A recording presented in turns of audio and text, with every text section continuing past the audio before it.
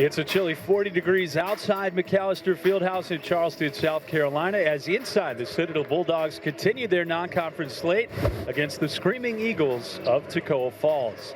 Alongside Luke Gerasati, I'm Jason Kempf. Luke, hope you had a good Thanksgiving holiday. The Citadel back to action after being challenged a little bit by an NAIA school last time out, St. Andrews, and trying to right the ship here before they go D1 the rest of the way.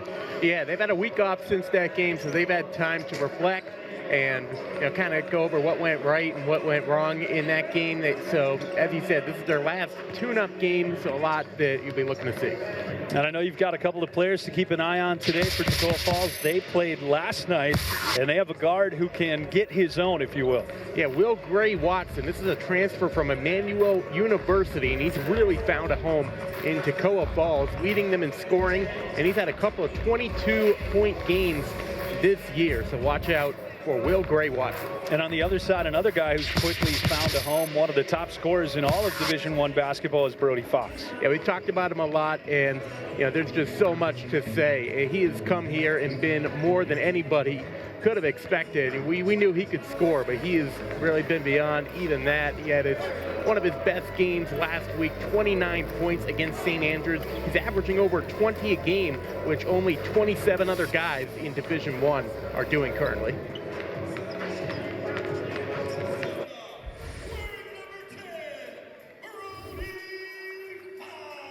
Starting lineups being introduced here inside McAllister Fieldhouse. Luke, you've identified some keys for both teams today. Yeah, for Toccoa Falls, I think they have to keep trying from three-point range. Their efficiency numbers haven't been great this year, but that was a big part of their game last year, and I think they have to keep trying, and if they can ever get hot from three, that could be a way to stay in the game.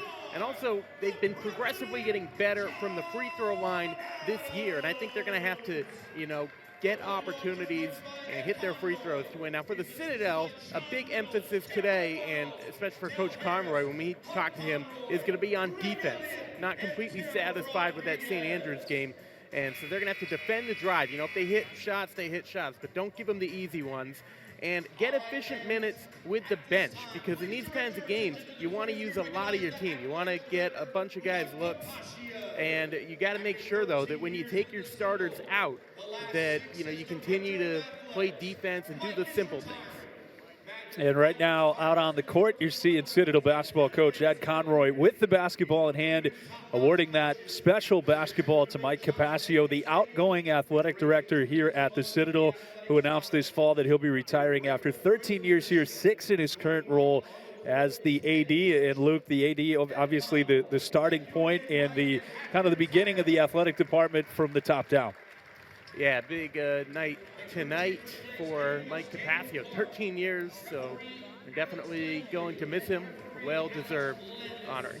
It looked like he had a basketball with his headshot on it. Do you have any of those at home? Do you have any basketballs with your face on it? I didn't see that part of it, but no, I don't have that. Ready to tip here on a Tuesday night as Toccoa Falls wearing the navy blue uniforms. The Citadel in the home white. Shola Adebisi jumping with Jeremiah Williams, and Adebisi, the transfer from Florida State, wins it.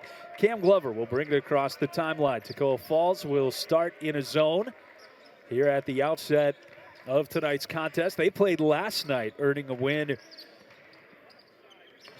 in a hotly contested game against Clinton College. A miss cleaned up by Adebisi, and the Citadel quickly on the board. Luke, they did not have trouble scoring a week ago against St. Andrews. Their troubles came on this end.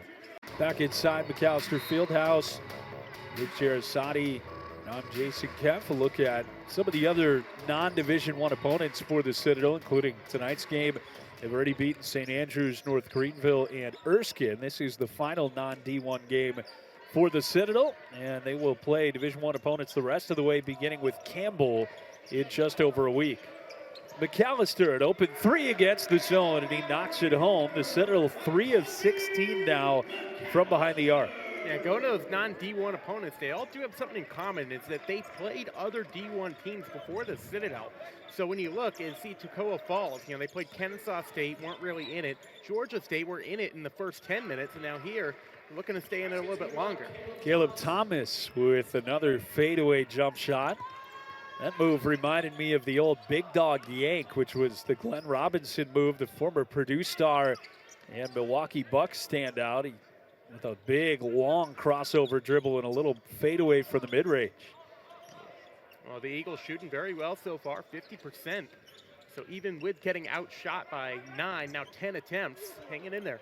As a Wally can't get it to crawl home. McAllister, another look, and he could not quite get it over the front of the rim.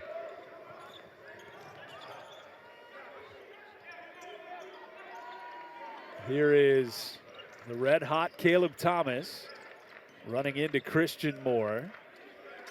Freeman and now Robinson gets the step on Adams, goes high off the glass, no. Citadel has committed 4 fouls so far. Meanwhile, on this end there in the bonus, Moore to the basket quickly.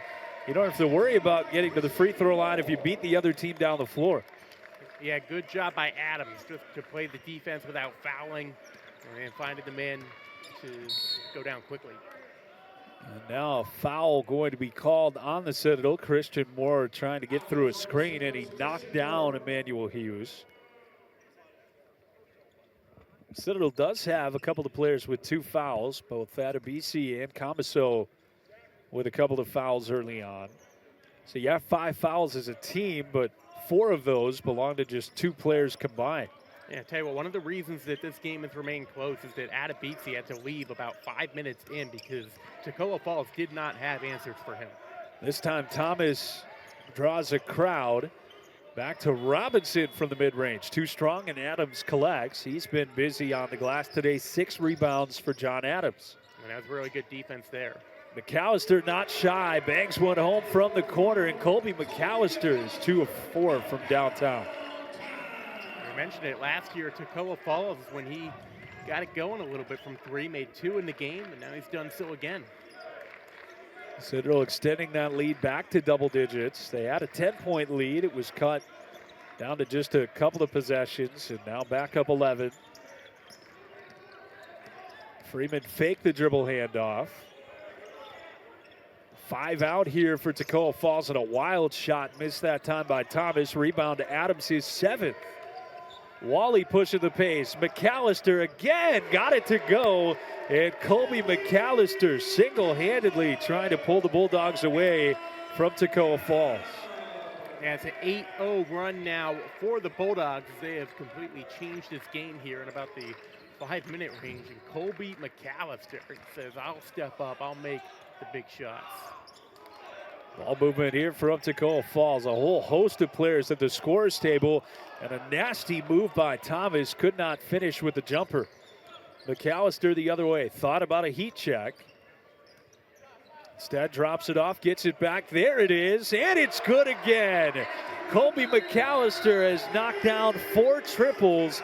He has 14 points and has allowed the Citadel to explosively start to pull away from Toccoa Falls. McAllister red hot, and that'll send us to break 36-19. The Citadel on the back of this guy, Colby McAllister.